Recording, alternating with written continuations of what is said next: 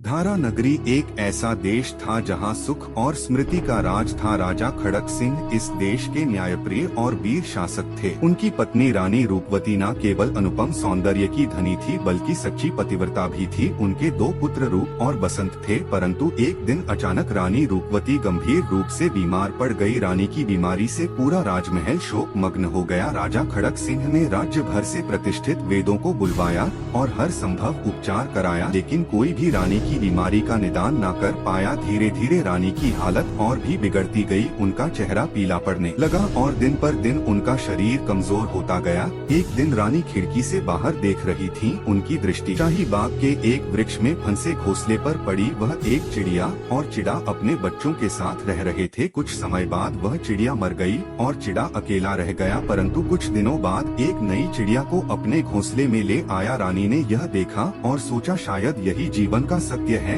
एक जीवन समाप्त होता है तो दूसरा जीवन प्रारंभ होता है। परंतु एक दिन एक घटना ने रानी को अंदर तक झंझोर दिया। एक दिन जब चिड़ा दाना लेने गया तो उस नई चिड़िया ने मासूम दो बच्चों को घोंसले से नीचे गिरा दिया, जिससे वे मर गए। तब रानी के मन में भय और चिंता ने जन्म ले लिया। क्या मेरी भी मृत्यु निकट है? यदि ऐसा हुआ तो राजा क्या किसी और रानी को ले आएंगे? क्या वह रूप और बसंत को प्रेम देगी या निर्दयता से ठुकरा देगी? यह विचार आते ही उसकी आंखों से आंसू बहने लगे। उन्होंने अपने दोनों पुत्रों को अपने पास बुलाया और उन्हें अपने गले लगाकर कहा, मेरे बच्चों, चाहे मैं तुम्हारे साथ रहूं या ना रहूं, तुम दोनों हमेशा एक दूसरे का साथ देना। रूप चिंतित होकर बोला, माँ तुम ऐसा क्यों कह रही हो? तुम ठीक हो जाओगी है ना? बसंत भी मासूमियत से बोला, हाँ माँ, तुम जल्दी ठीक हो जाओगी, हमें तुम्हारे साथ खेलना है। बच्चों की मासूमियत देखकर रानी की आंखों में आंसू आ गए। रानी रूपवती ने अपनी दासी से राजा को बुलाने को कहा। राजा खड़क सिंह तुरंत रानी के पास पहुँचे। रानी ने राजा से कहा, महाराज, मेरी मृत्यु निकट प्रतीत हो रही है, परंतु जाने से पहले मैं एक वचन लेना चाहती हूँ। राजा ने दृढ़ स्वर में कहा,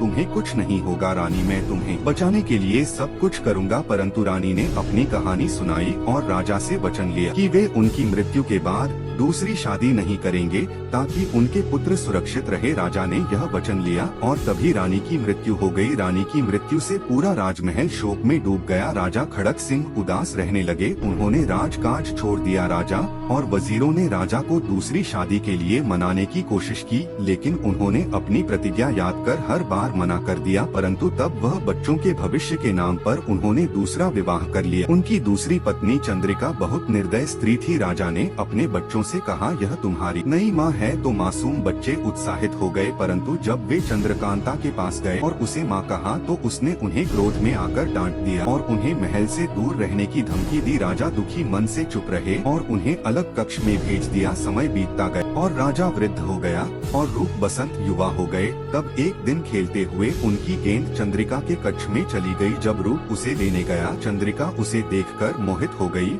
और उसे अनैतिक प्रस्ताव देने लगी। रूप ने इसका घोर विरोध किया। चंद्रिका क्रोधित हो गई। अपने अपमान का बदला लेने के लिए चंद्रिका ने राजा के समक्ष झूठ आंसू बहाकर आरोप लगाया कि रूप ने उनके साथ दुर्व्यवहार करने का प्रयास किया। राजा यह सुनकर ही क्रोधित हो गया और बिना सत्य जाने अपने ही पुत्र को देश निकाला दे दिया। रूप ने इसे स्वीकार कर लिया और महल छोड़ने लगा। बसंत भी उसके साथ जाने की जिद करने लगा। जंगल में यात्रा के दौरान बसंत को एक सांप ने डस लिया, जिससे उसकी मृत्यु हो गई। दुखी रूप उसके लिए कफन लेने के लिए निकला और एक नए राज्य में पहुंचा, जहां सहयोग से उसे राजा घोषित कर दिया गया। दूसरी ओर महादेव और माता पार्वती गुजर रहे थे। माता पार्वती ने बसंत की मृत्यु दे महादेव से पुनः जीवित करने का आग्रह किया और महादेव ने उनकी बात मान ली। बसंत जागकर अपने भाई को खोजने निकल पड़ा। अंततः उसे नगर में पहुंचा, जहां का रूप राजा बना था। दोनों भाइयों का मिलन हुआ और वह साथ रहने लगे।